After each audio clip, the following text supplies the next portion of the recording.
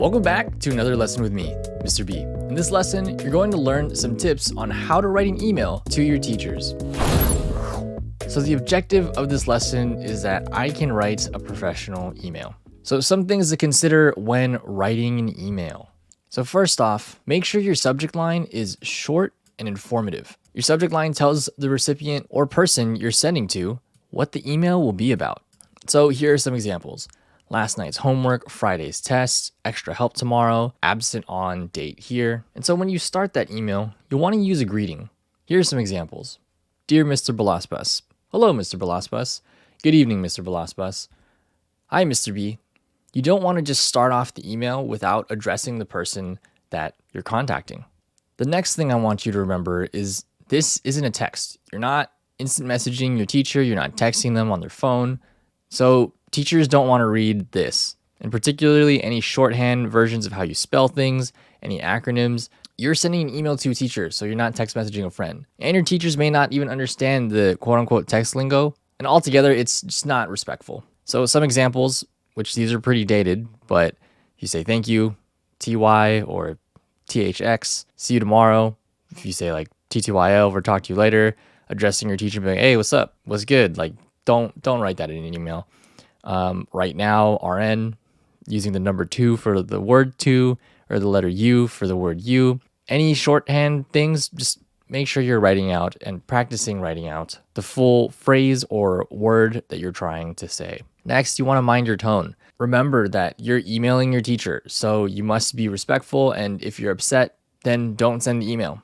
Go see the teacher in person and ask if, hey, can we have a one-on-one because I really need to talk about something. Here's an example of something acceptable versus not acceptable in regards to what we just talked about. Let's start off with the not acceptable side. Why'd you give me a 0 for 5 of my homework assignments? I just turned them in today. Grade them now, Smitty. So though the student, they addressed the teacher, they signed off, it's clear what they're talking about. The issue with this email is the tone, right? That's what we're talking about here. So an acceptable version of what tone could look like with the same context of what this email is requesting. Hi, Mr. B. I had some time to look over my homework and grades, and I noticed that I have a few missing assignments. Can we please meet to discuss this? Thank you, Smith. And oftentimes with requests like this, I appreciate that the student asks, can we meet to discuss this? But if it's something that I can resolve very quickly for them, I probably won't need to meet, and I'll update the grade, email them back and say, hey, updated your grade, apologize for being late or something like that. So before you send your email, you're going to want to proofread. Don't forget to check grammar, spelling, punctuation, and if Google underlines something that needs to be fixed, follow its suggestion and see if you can fix it. And never type in all caps because it's going to sound like you're yelling. Next, I mentioned this in the previous slide, but sign your name. So examples, Johnny, thank you, comma Johnny, sincerely, comma Johnny. I write kindly, comma Mr. B. There are different ways to sign off. Just make sure you have some sort of signature at the end of your email. So how does this look all together? Though Gmail might look a little different, it's still relatively the same in any email user interface. So you got the person you're contacting up here. Make sure that whoever you're contacting, it's the correct email. Or if you're including multiple emails, make sure you have everyone included. You have your subject line, like it says right here. Short and informative, extra help tomorrow. Has a proper greeting.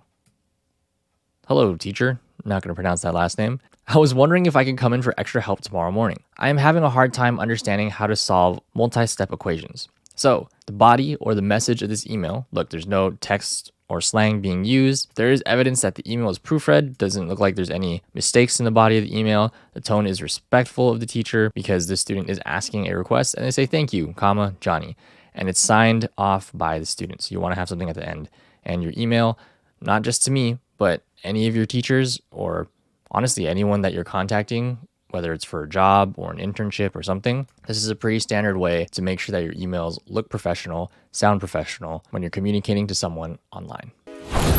So I can't say what I'm teaching here is the perfect or best email. Emails have varying forms and reasons you send them. But as a teacher, it does help if what you're talking about or requesting is clear, especially when it comes to requesting help, troubleshooting, or even asking for letters of recommendation. Teachers get lots of emails a day, and the clearer you can make it, the easier I find it to help my students. All right, I hope this lesson was useful for you. Try structuring your next email to look just like the one that we learned about today. All right, I'll see you in the next one. Peace.